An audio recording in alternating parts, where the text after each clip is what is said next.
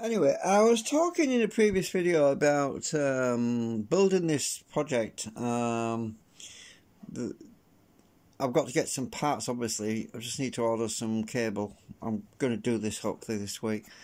And I was talking about this antenna theory information. I've had this book since. It's by H.C. Wright, and the ISBN is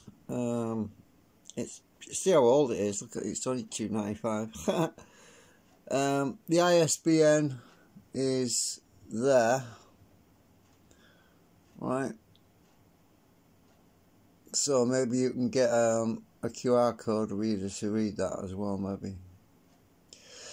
So anyway, it's by Babini, Bernard Babini, BP198. I can't seem to get the focus on it. So this is a very useful book about wavelengths, everything you need to know really about antennas and frequency. But it's a bit detailed. See if I can get the focus again to lock. Some of it there's a little bit of math in it, but I'm no good with math. I really aren't any good with math, but obviously some of you are good with maths. So what I was going to do is flick through this book, and maybe you can.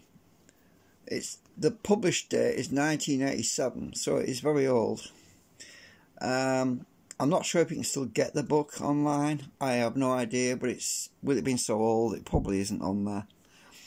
I have looked for some of these types of books that I've got, these reference books. I have looked for them previously, and I have not had a great deal of success in finding them online. So that's the preface. Now there's the contents of this particular one. It's got definitions of the antenna and general wave motion, electromagnetic waves, elementary transmitting antenna, introducing the half-wave dipole. Now this book helped me a great deal when I actually made some CB radio antennas. It's got some really useful information about wavelengths, about standing wave ratios, you name it, it's all in here. It specialises in just the antenna side of things. So what I was just going to do is flick through the book, because I know there's a lot of people out there who are trying to understand this stuff, especially with Tesla's radio waves and everything. Now this is where there's a bit of math in here. I need to get this on a flatter surface so it will focus a bit better. Let's see if I can stick it on here. So if I can just keep this still and keep the focus on it. So what I wanted to do is talk about a particular section of this book, so I need to flick through to, you can obviously pause it and read it. You can just pause the video to read anything that you possibly need to know, but there's a section about electromagnetic waves. Now this is what's important. There's an electric field and there's also magnetic flux. Now these are two different waveforms. A lot of people don't understand this. Now, if you look at the graph at the bottom, it talks about electromagnetic waves. There's a magnetic field and then there's electric field. There are two different fields.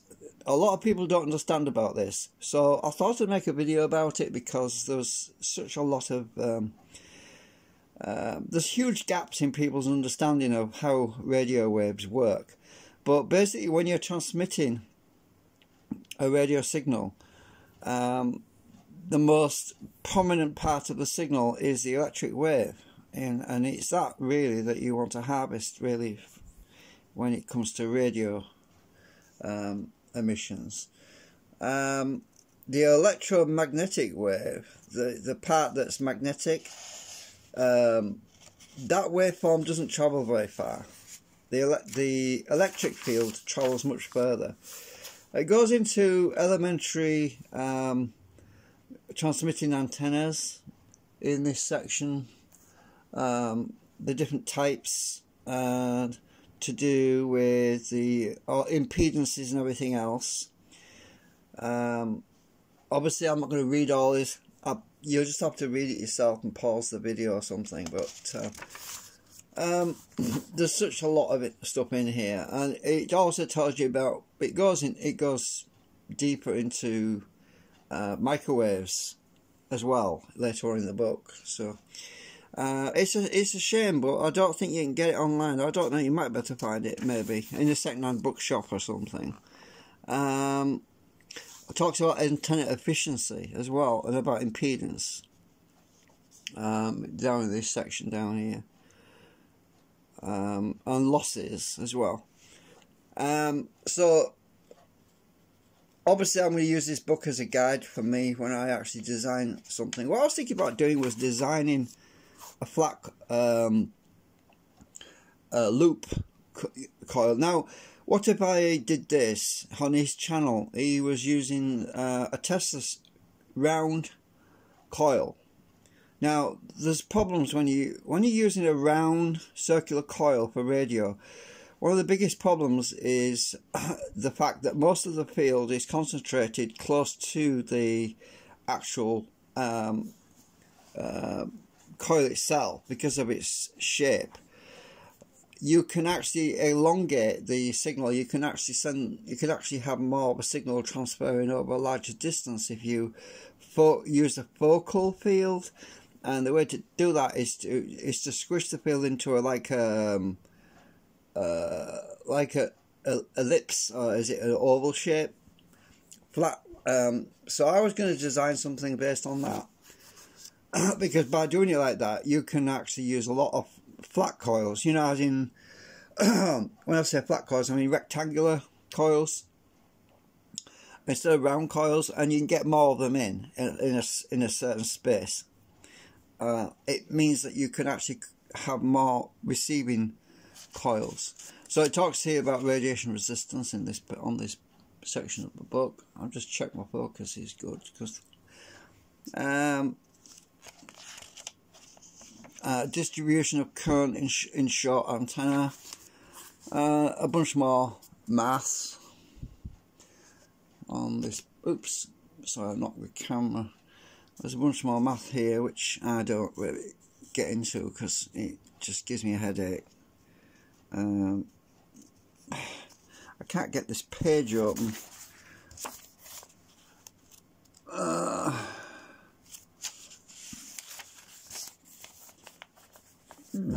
Okay, now this is about the impedance. This is about impedances, so you can actually look up a lot of information on here to do with impedances.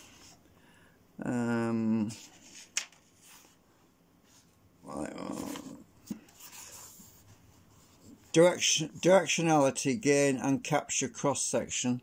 That's the part that to do with making a directional antenna. But I'm not going to talk too much all about that. But a lot of people, obviously, people that used to use it in CB radio, for example, for tracking down sources of annoying,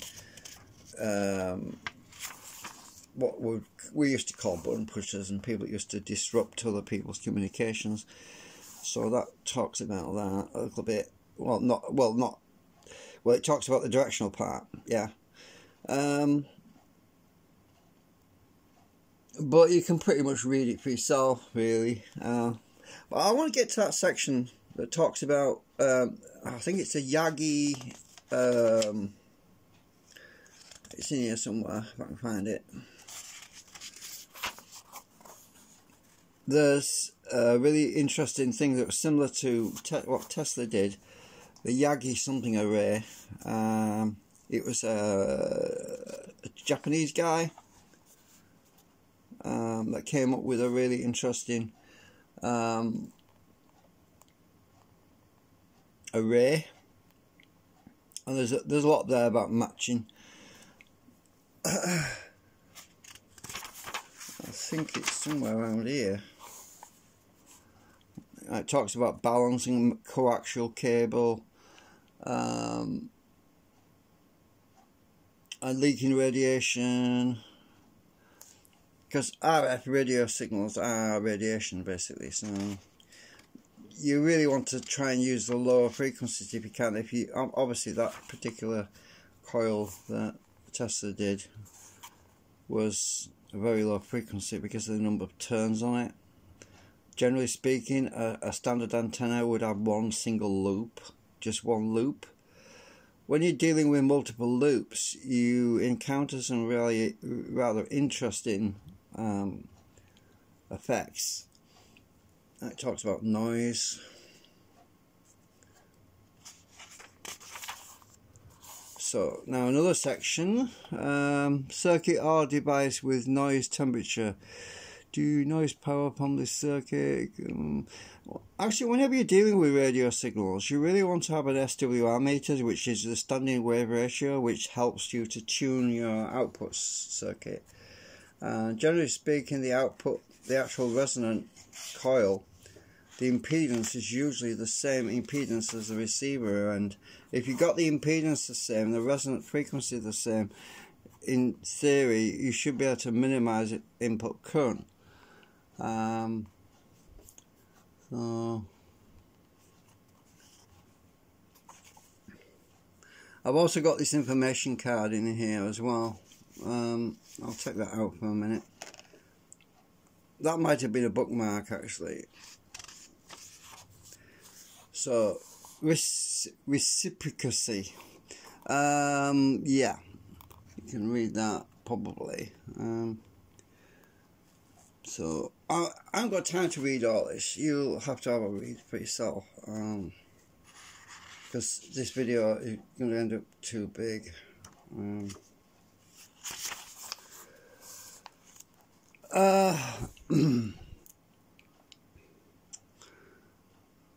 So I thought instead of live streaming, I'd just do a video because hopefully the video quality will be better. I don't know.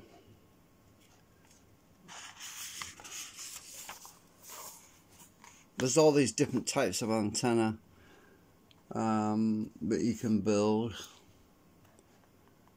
There's parasitic. Now, parasitic elements, it's to do with unwanted harmonics and you get all kinds of other suppression type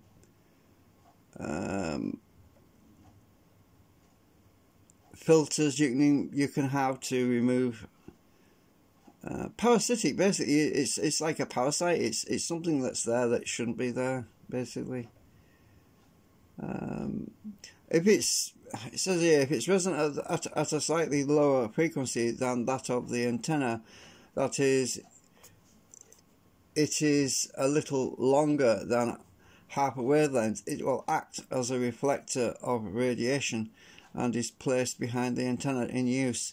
If the parasitic is shorter than half a wavelength and so resonant at a higher frequency than that of the radiation in use, it will direct or concentrate the radiation.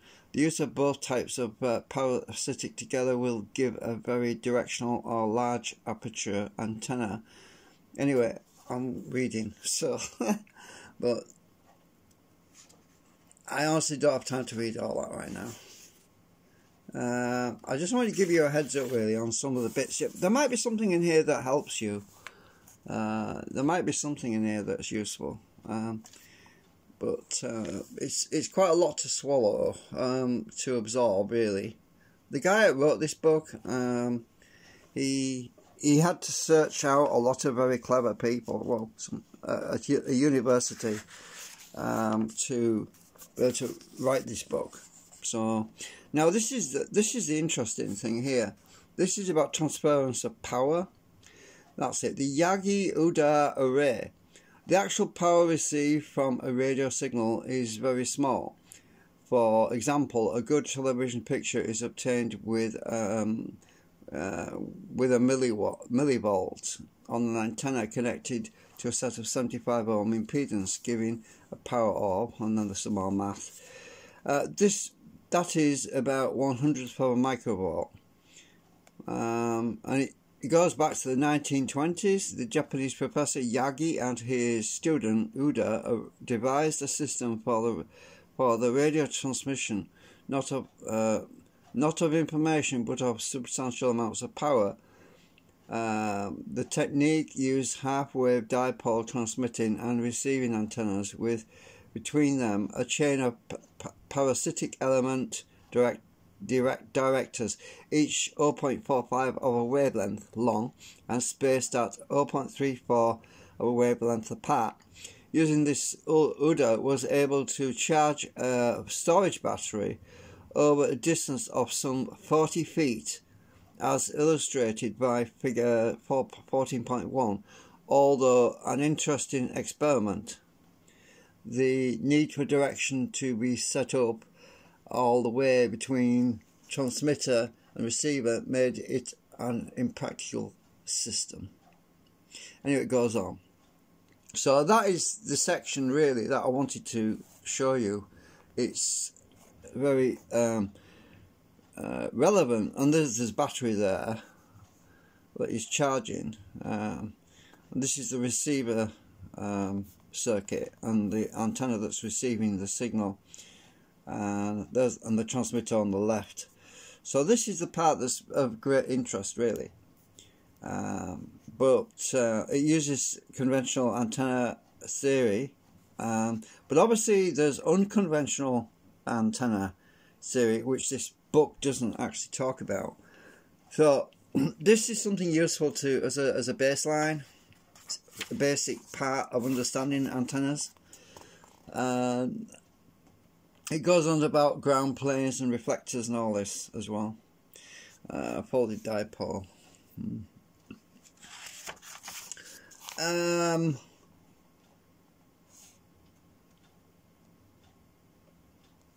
I think it's raining outside. I was trying to focus the camera just then, and it's I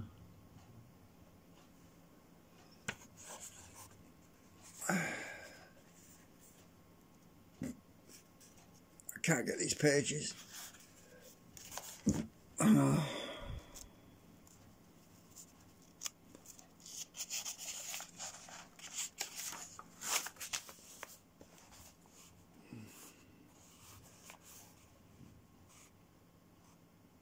Effect on radiation resistance of current distribution in antenna.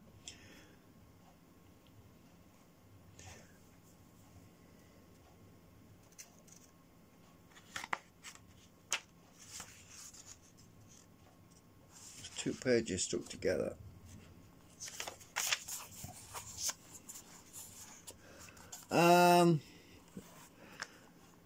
Different types of antenna there. There's a frame antenna.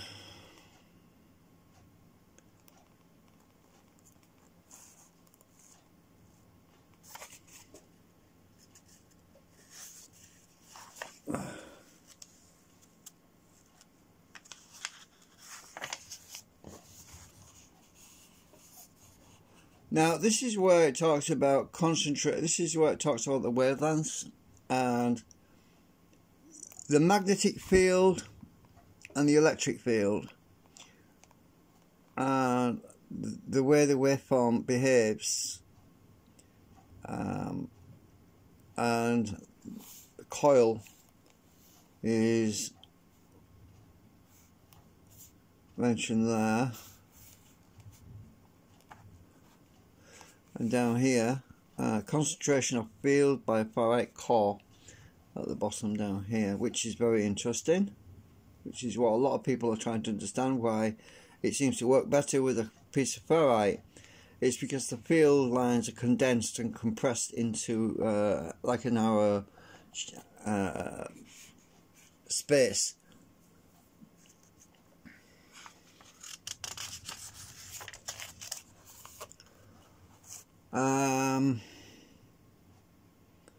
It goes on.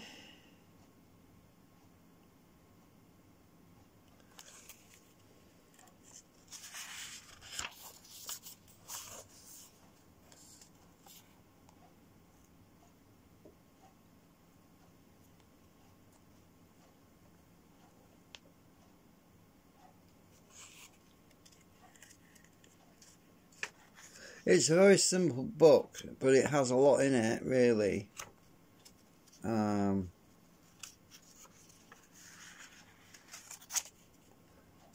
It's a fairly inexpensive book when I bought it. I'm having a job getting these pages apart.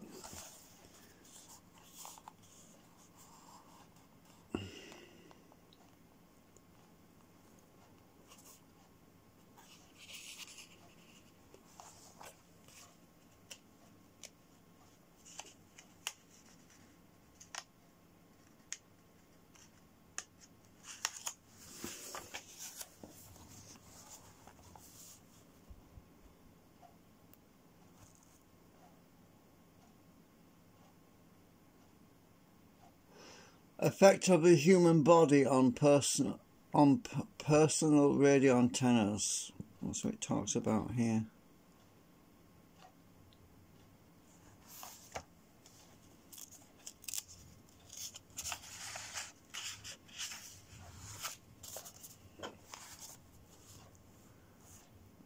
Slot antenna.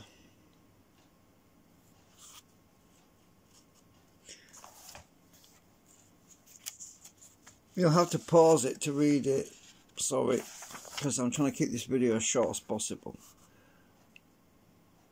The helical antenna.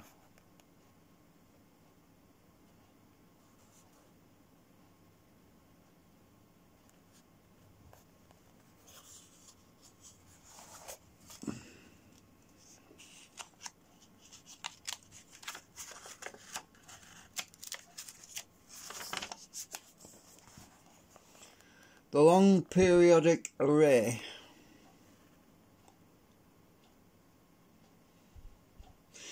Very interesting wiring. It's basically crisscross the wiring.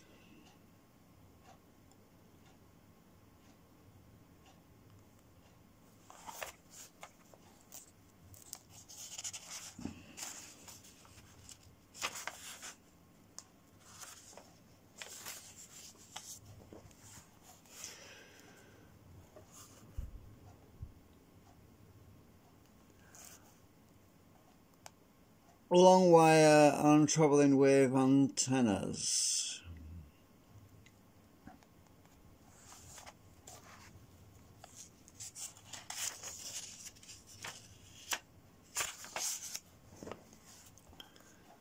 Right, well this part is on its side, so I'll have to rotate the book. So it's transmitted wave, reflected wave, resultant stationary wave, and progressive wave matching impedance. So you do have a reflected wave, by the way. So this is what's the difference with RF, really. It behaves very differently to a transformer type situation, because everything's absorbed by the core material in a transformer, and it translates slightly differently. So there's a Fresnel lens. So that's to do with microwaves, which is very interesting in itself. It's using very high frequencies. I'm trying to get the focus on it. Oops.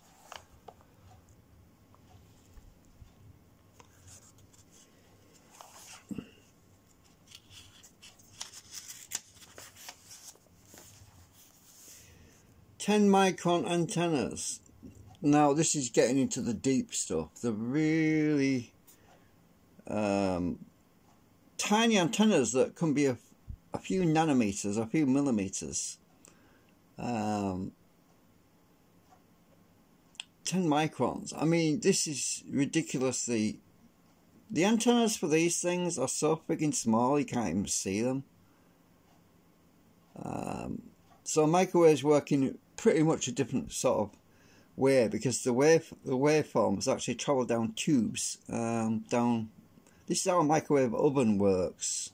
If you ever taken a microwave oven apart, there's an antenna in there. It's very, very small. You might have actually seen a little nub at some point, a little thing sticking out. You think, oh, what's that? And you don't realise what it is, and you think, oh, that's sticking out. I'll file it down. Oops, that was the antenna. Just yeah.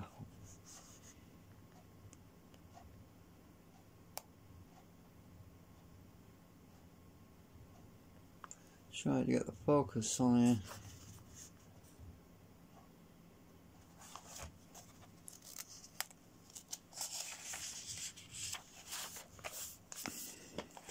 Then it goes into some experimental papers. This is the prefix, well, not the prefix, what do you call it, the bit at the end. Epilogue, is it?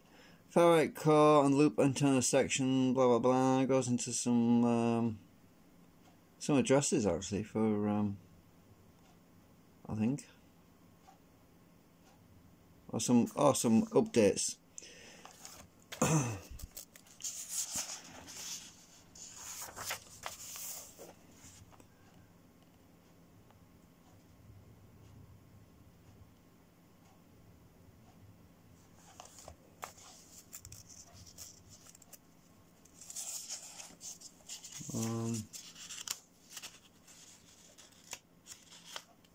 Oh, 81, 82, oh, that's right.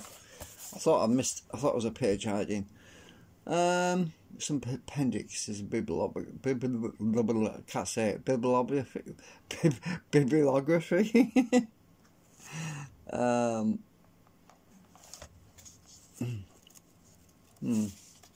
Anyway, I hope that will help people. I might leave this video unlisted and just share it with people who ask questions about antennas. There you go, that's it.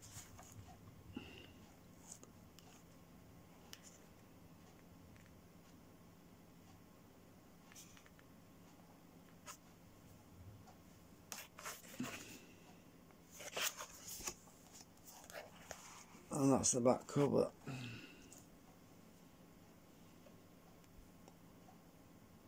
So, anyway, that's all this video was about.